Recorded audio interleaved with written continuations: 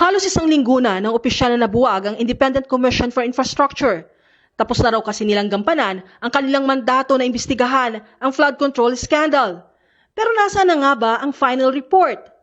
Ayon sa palasyo, desisyon na raw ng Ombudsman at Department of Justice kung ilalabas nila ito. Kung ang detalye patungkol po dito, ito po ay nasa DOJ at nasa Ombudsman. At sa discretion na po yan ng DOJ kung ano ang kanilang ibibigay na report na ibinigay sa kanila ng ICI.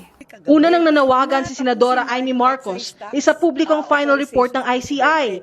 Gate ng Senadora, tila na April Fools at nahudas raw tayo ng ICI. Binanatan niya ng palasyo. Sino ba ang nanghudas?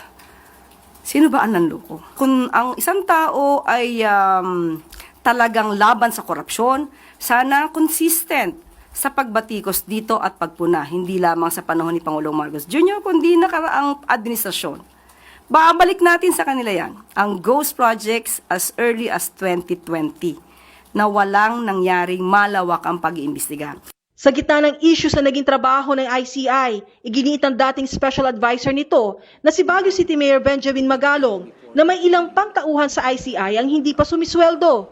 Sinabi niya yan sa panayam sa programang Ted Filon at DJ Chacha sa True FM. Mga last month, may mga nagte-text pa sa akin na hindi pa sila tumatanggap ng sweldo.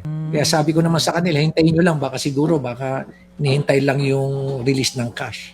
Pero ayon sa palasyo, matagal nang nasa kamay ng ICI ang kanilang budget.